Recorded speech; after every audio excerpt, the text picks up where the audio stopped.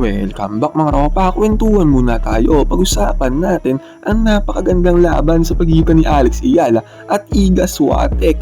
Take note mga tropa, magbibigay lamang ako ng info. Si Iga Swiatek ang champion sa last Wimbledon at currently nga ay world number 3 siya at champion sa pinakamataas na court sa tennis history. Dito nga sa game na to ay talagang underdog ang ating pambato na si Alex Ayala, pero parang si Manny Pacquiao mga tropa. Ganyan ang ginawa ni Alex Ayala, kahit na underdog ay hindi siya sumuko at talagang lumaban siya kontra sa defending champion na si Iga Swiatek. Grabeng upset ang nangyari mga ropa, napakagandang performance ang pinakita ni Alex Ayala. History ang nangyari mga ropa, history na ngayon nangyari na pumasok siya sa round 32 at ngayon mga ropa lalo nang umugong ang pangalan ni Alex Ayala dahil nga tinalo niya ang champion na si Iga Swiatek. Ngayon mga ropa, dito nga sa video na to, iisa-isahin at ihimay-himayin natin ang nangyari sa napakagandang laban ni Iga Swiatek na defending champion kontra sa ating kabayan na pambato na si Alex Ayala. Isa-isahin at i-breakdown natin ang diskarteng ginamit ni Alex Ayala para talunin ang napakalakas na world number 3 defending champion na si Iga Swiatek. Dito nga din sa match na to, nag-ala Dennis Rodman si Alex Ayala sa pag-receive ng bola. Nabansagan tuloy si Alex na Ayala Rodman, grabe ba naman ang kanyang ginawa. Proud na proud din ang tatay ni Alex Ayala sa panalo ng kanyang anak. At syempre ang suporta ng lahat ng Pinoy sa buong mundo ay bumuhos talaga kay Alex Ayala dito sa Wimbledon. Ngayon mga ropa, wag na nating patagalin to. Ito ang game analysis at breakdown sa historic game, historic win ni Alex Ayala kontra sa defending champion world number 3 currently na si Iga Swiatek ng Wimbledon. Simulan na natin to. Okay, game. Ngayon mga ropa, dito nga tayo magsimula sa may first set. Actually dito nga sa may first set talaga nagkaroon ng gera at bakbakan ng dalawang kupunan. Dito nga first game pa lamang sa may first set ay kitang-kita natin napakagandang rally kaagad ang pinapakita ng dalawang players. Ang sobrang commendable dito kay Alex ay hindi siya slow start katulad nung nangyari kay Maya Joint na kung saan naunahan siya. Dito all out kaagad si Alex kontra kay Swiatek. At dito nga nakuha ni Swiatek ang unang puntos against kay Alex Ayala dahil nagnet ang tirada dito ni Alex, pero okay lang yan mga ropa. Nagkaroon nga ulit ng matindihang rally at kitang-kita nga natin dito parang match na match ang dalawang players na to. Dito nga sa first set na to ay parang nagmimimik at nagpaparehas sila na estilo mga ropa at dito nga na-scorean na naman ni Swiatek itong si Alex Ayala na outside dito ang attempt ni Alex na atake. Service si Alex at napakalakas, napakabilis ng serve dito ni Alex na yanig kaagad ang receiving dyan nitong si Swiatek at yan kaagad ang inatake ni Alex Ayala mga ropa. Pa left, pa right ang kanyang mga atake at kitang-kita natin nung na out of position na dito si Swiatek. Dinala kagad ni Alex yung bola sa may left side na naman mga ropa at hindi na nakareact dyan si Swiatek. Nakuha dito ni Alex Ayala ang puntos. Naging all 40 ang score dito sa may first game ng first set mga ropa at heto nga ulit nagkaroon nga ng rally ang dalawang players na naman na to. At nung sinubukan ni Alex na dalhin dito yung bola sa may gitna, na-cover dito ni Swiatek yung advantage position sa may gitna at nakuha ni Swiatek ang punto. Service dito si Alex Ayala, napakagandang serve, sabay kabig papunta sa may kaliwa. Kita-kita natin hindi na nakareact dyan si Swiatek at nakuha dito ni Alex Ayala ang first game sa may first set, pero nagtuwan dito ang scorean lamang si Swiatek. At dito nga mga ropa, nagkapalitan ng bomba ang dalawang players. Match na match nga sila mga ropa, walang nagpapahuli, talagang nagpapalitan sila ng score. Sabi ko nga parang nagkakapareho ng stilong ginamit ang dalawang players na to, pero nakatabla dito si Alex, nag all 2 ang score dito sa may first set. Service dito si Alex Ayala mga ropa at heto talaga ang napakalupit na diskarte na ginagawa ni Alex dito at nagagawa niya to ng successful. Kitang-kita natin na dadala ni Alex yung bola kung saan niya gusto, mapakanan, mapakaliwa mga ropa ay talagang pinapasayaw niya si Swiatek sa receiving mga ropa. At dahil nga dyan nung na out of position, na out of balance na dito si Swiatek, dinala niya ulit yung bola doon sa may kabilang side, sa may kanan mga ropa at hindi na nakareact dyan itong si Swiatek. Hindi siya makakahabol mga ropa dahil dahil sinagad ni Alex Ayala ang kanyang positioning dito sa may left side, sabay kabig ng bola doon sa may right side. Ito yung sinasabi ni Swatek mga ropa doon sa may interview. Sobrang tricky daw kalaban ni Alex Ayala at ganun nga ang nangyayari dito sa game na to. At dahil nga dyan napanghawakan na ni Alex Ayala ang kalamangan sa may first set, naging 3-2 na ang score dito sa may first set. At dito nga mga ropa, service netong si Swatek, kitang-kita na naman natin yung ball control. Pasok na naman yung tirada ni Alex dito sa may right side, hindi na naman yan nahabol netong si Swatek.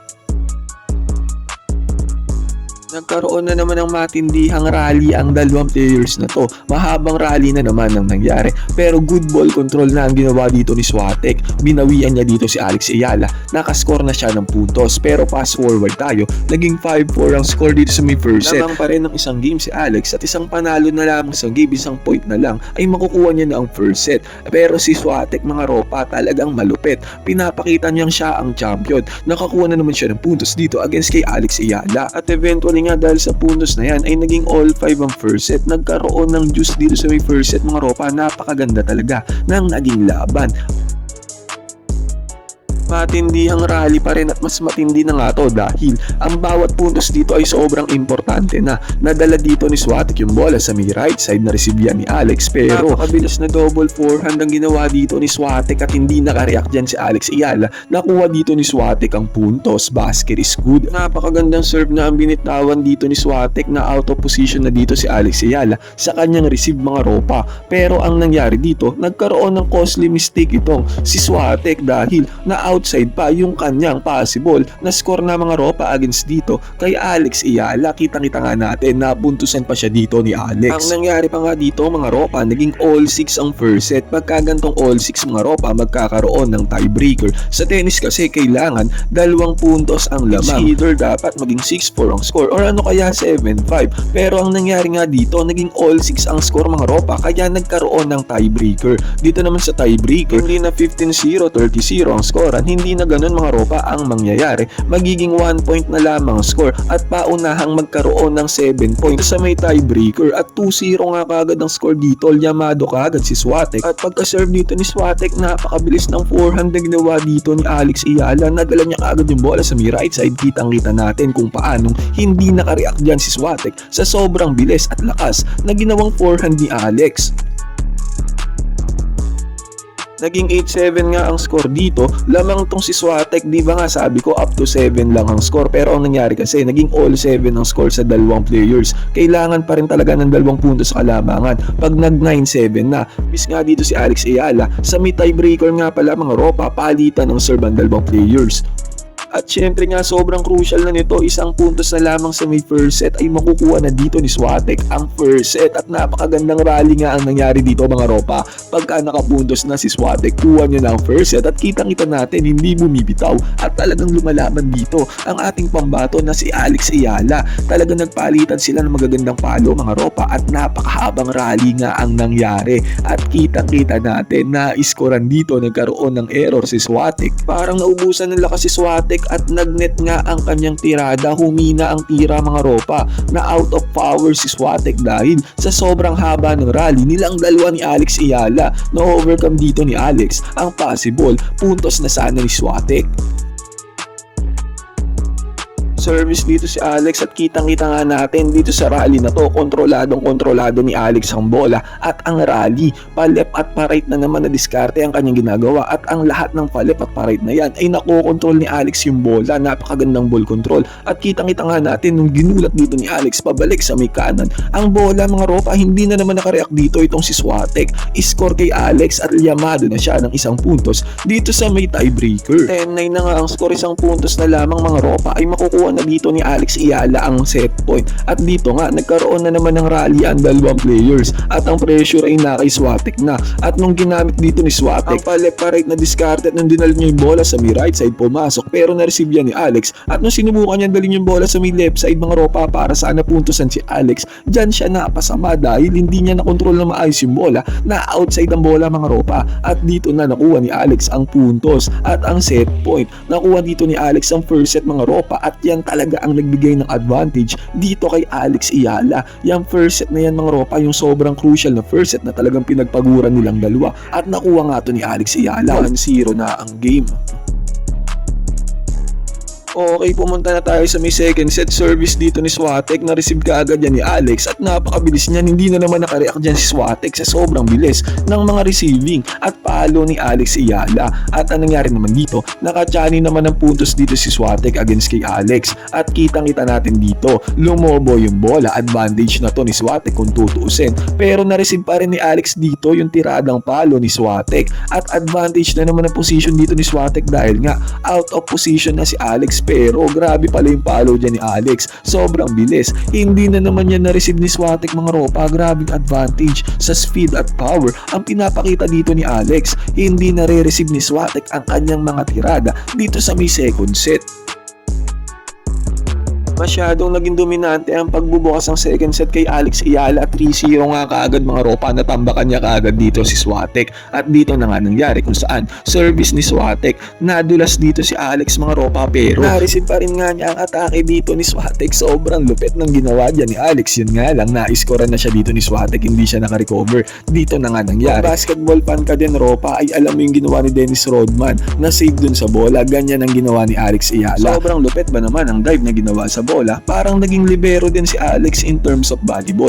Ang nangyari nga dito, naging all 40 pa ang game 4 ng second set. At service dito si Alex Ayala, good receive ang ginawa dyan ni Swatek. Out of balance receive na naman dito kay Alex at kitang-kita nga natin good position na ang mayroon si Swatek doon sa may gitna. Pero sobrang bilis ulit ng receive na ginawa dyan ni Alex at kahit na napakagandang position ng mayroon si Swatek, hindi niya nahabol. Ang akala niyang mahihirapan na receive si Alex. Pasok na naman ng receive dito ni Alex. Grabe talaga ang ginawang recovery. Nakuha pa dito ni Alex ang puntos na kung tutuusin, lamang na dito si Swatek sa may positioning sa may bola.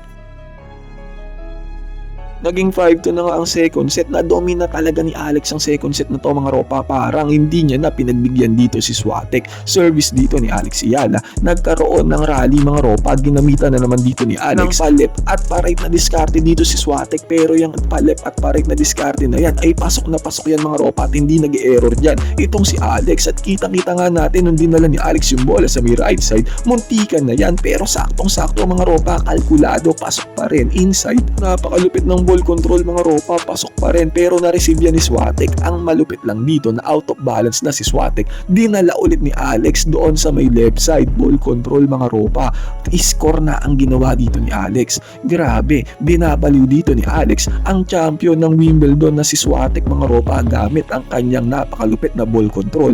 At dahil dyan nag-advantage na dito si Alex, isang puntos na lang mga ropa ay makukuha na niya ang panalo. Fighting spirit pa rin ng isang defending champion mga ropa at ng world number 3. Nakachani pa nga ng puntos dito si Swatek. Pero nung nag-serve na dito si Alex Ayala mga ropa, heto na ang nangyari. Ginamitan dito ng signature forehand left hand ni Alex Ayala itong si Swatek at hindi na ulit nakareact dyan sa sobrang lakas at sobrang bilis ng palo na ginawa dito ni Alex Ayala. At dahil dyan nakuha na nga ni Alex ang puntos at ang panalo dito sa round of 32 ng Wimbledon. At hindi lamang basta-basta ang kanyang tinalo dahil defending champion ng Wimbledon ang kanyang tinalo. Grabing upset, grabing performance ang ginawa ni Alex Ayala. Si Bakay Alex Ayala ang champion ng Wimbledon. Ngayon mga ropa, ano ang masasabi nyo sa diskarte, performance na ginawa ni Alex Ayala? History para sa ating lahat ng mga Pinoy. Ang ginawa ni Alex Ayala sobrang nakaka-proud. Pwede kayo mag-comment dyan. So, ba yung opinion mga ropa? Magkwentuhan tayo.